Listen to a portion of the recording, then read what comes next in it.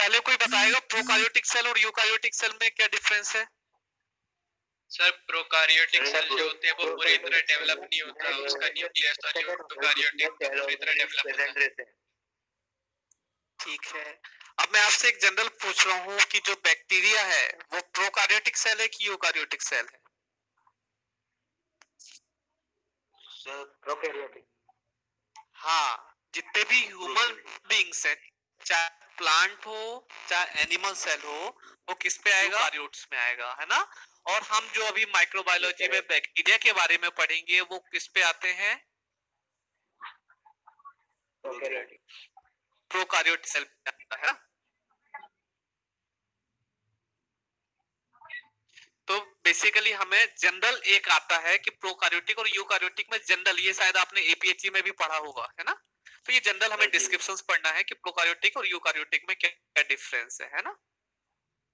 तो जिसमें cell organelles present रहते हैं वो प्रोकैरियोटिक, और जिसमें नहीं। यस, ये आपको जो प्रोकार्योटिक सेल का स्ट्रक्चर दिख रहा है ये है बैक्टीरिया का स्ट्रक्चर है। एक जनरल बैक्टीरिया का स्ट्रक्चर में एक फ्लैजेला होता है जो मूवमेंट के काम में आता है, ठीक है। Ribosomes, mesosomes, cell wall, capsid, plasma membrane और साइटोप्लाज्म, ये नॉर्मल सा जो स्ट्रक्चर आपको दिख रहा है वो किसका है? प्रोकार्योटिक सेल का है ना। तो जनरल हम यहाँ पे पहले ये बताएंगे कि जो बैक्टीरिया है वो बैक्टीरिया किस पे आता है? प्रोकार्योटिक सेल में आता है। और प्रोकार्योटिक सेल्स में जितने भी ऑर्गेनल्स होंगे वो ऐसा नहीं है कि बहुत सारे होंगे, बिल्कुल लिमिटेड होंगे या वेल डेवलप्ड नहीं होंगे। तो जनरल एक फ्लैजेला हो गया, साइटोप्लाज्म हो गया, सेल वॉल हो गई, कैप्सूल हो गया, डीएनए या फिर आरएनए होगा या फिर प्लाज्मा मेम्ब्रेन होगी, ठीक है। चलिए, जितने भी प्रोकार्योटिक सेल्स होते हैं वो कैसे होते हैं? यूनिसेलुलर होते हैं। आई बात समझ में? पहली बात, सबसे पहली बात आपसे पूछा जाए तो प्रोकार्योटिक सेल्स कैसी होती हैं? यूनिसेलुलर ऑर्गेनिज्म होती है। Then that lacks a membrane bound nucleus. इसका मतलब कौन बताएगा?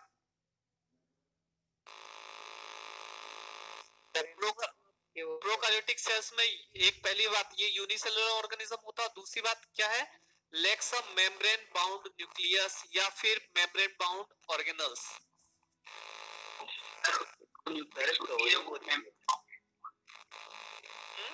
हाँ, पर्टिकुलर न्यूक्लियस के बाहर कोई भी मेम्ब्रेन नहीं रहेगी, या जितने भी ऑर्गेनल्स उसमें हैं तो उसपे भी कोई भी मेम्ब्रेन कवर नहीं होगी,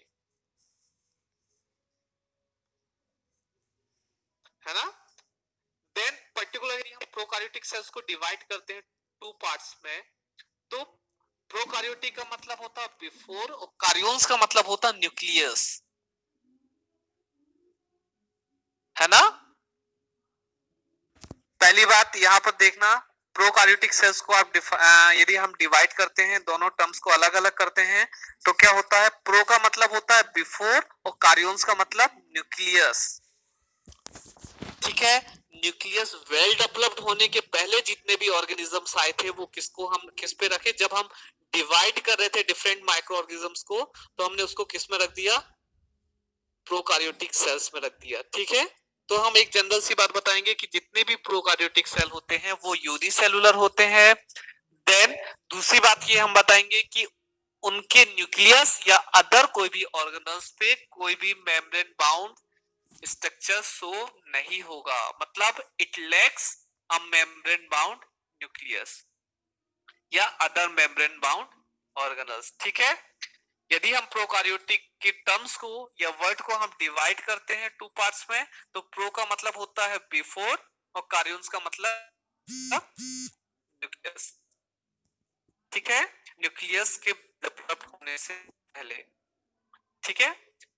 देन अब देखिए कैसे प्रोकार्योटिक को रखा गया कि जो फर्स्ट लिविंग ऑर्गेनिज्म था, जितने भी हमें फर्स्ट लिविंग ऑर्गेनिज्म दिखे, चाहे कोई भी माइक्रो ऑर्गेनिज्म दिखा, उनको हमने किस पे रख दिया कि हाँ ये प्रोकार्योटिक सेल्स में। हम उस समय यूकार्योटिक पे हमने डिवाइड नहीं किया था, चाहे वो एल्गी मिली हो, चाहे वो फंजाई मिला हो, चाहे वो वायरस मिला हो, चाहे वो प्लांट सेल हो या एनिमल सेल, कोई भी फर्स्ट लिविंग ऑर्गेनिज्म था, उन सबको हमने एक पर्टिकुलर एक क्लास में डिवाइड कर दिया। उस क्लास का नाम क्या था? प्रोकार्योटिक सेल्स थी। ठीक है, जनरल आप जब यूकार्योटिक सेल से उसके स्ट्रक्चर को आप कवर करोगे तो पर्टिकुलर न्यूक्लियस के बाहर न्यूक्लियर मेम्ब्रेन रहेगी, है ना, पर्टिकुलर न्यूक्लियोलस रहेगा, गोल्गी कॉम्प्लेक्स रहेगा, सेलुलोज रहेगा, सेलुलोज से बनी हुई सेल वॉल रहेगी, प्लाज्मा मेम्ब्रेन भी रहेगा, क्लोरोप्लास्ट, माइटोकॉन्ड्रिया, राइबोसोम, हर बहुत तरीके के ऑर्गेनल्स भी उसमें क्या रहेंगे? प्रेजेंट रहेंगे। ठीक है, तो यहाँ पर हम दो चीजें बोलते हैं कि प्रोकार्योटिक सेल वेल डेवलप्ड नहीं होती है, जबकि यूकार्योटिक सेल्स क्या होती हैं? वेल डेवलप्ड होती हैं। सेम, अब देखिए यूकार्योटिक सेल्स की एक डेफिनेशन दी गई है। Eukaryotic cells organism whose cell have nucleus enclosed with membrane।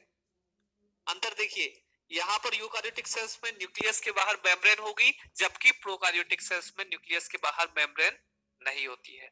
ठीक है, देन जिस तरीके से प्रोकार्योटिक वर्ड को भी हमने दो उसमें डिवाइड किया था, वैसे यूकार्योटिक वर्ड को भी हम यदि दो पार्ट में डिवाइड करते हैं तो यू का मतलब होता है ट्रू और कार्योन्स का मतलब क्या होता है?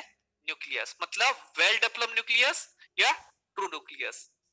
ठीक है, देन यूकार्योटिक सेल्स में आप ये भी बता सकते हैं कि अदर मेम्ब्रेन बाउंड ऑर्गेनल्स होते हैं जैसे माइटोकॉन्ड्रिया, गोल्गी एपरेटस, जितने भी ऑर्गेनल्स होंगे वो कैसे होंगे?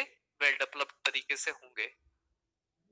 ठीक है, देखिए ये बिल्कुल एक सिंपल सा स्ट्रक्चर आपको शो किया गया है प्रोकार्योटिक और यूकार्योटिक सेल का, कि यूकार्योटिक आपको वेल डिफाइंड लग रही है और प्रोकार्योटिक वेल डिफाइंड नहीं लग रहा है। ठीक है, जनरल सा हम यदि अब डिफरेंस देखते हैं,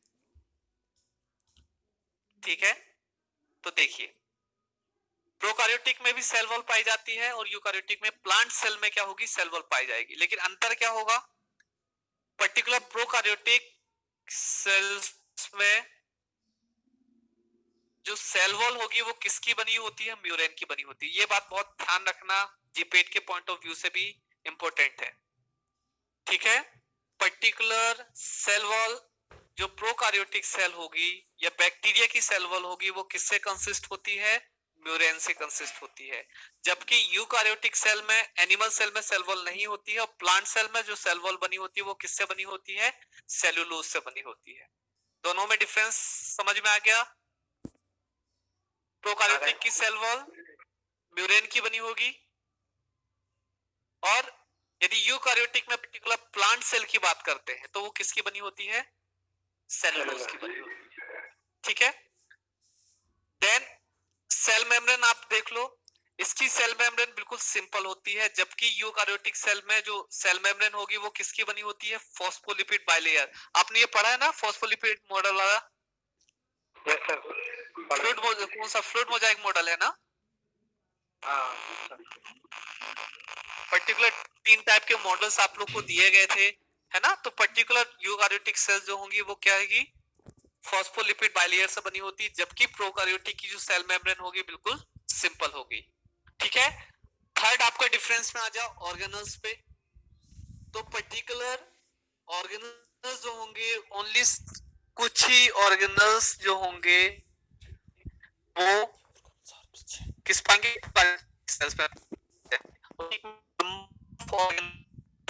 चाहे वो माइटोकॉन्ड्रिया हो, न्यूक्लियस हो, ठीक है, एंडोप्लाज्मिक रेटिकुलम हो, तो डिफरेंट टाइप के जो ऑर्गेनल्स होंगे वो यूकार्योटिक में पाए जाएंगे, जबकि ऑर्गेनल्स में उनकी क्वांटिटी कम होगी, है ना?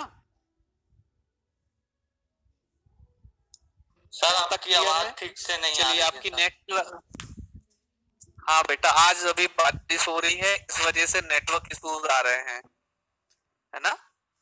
यस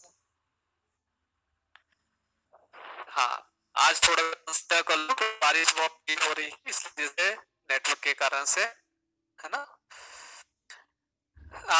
ऋषित, यस सर, ये जितने भी 66 स्टूडेंट्स हैं उनके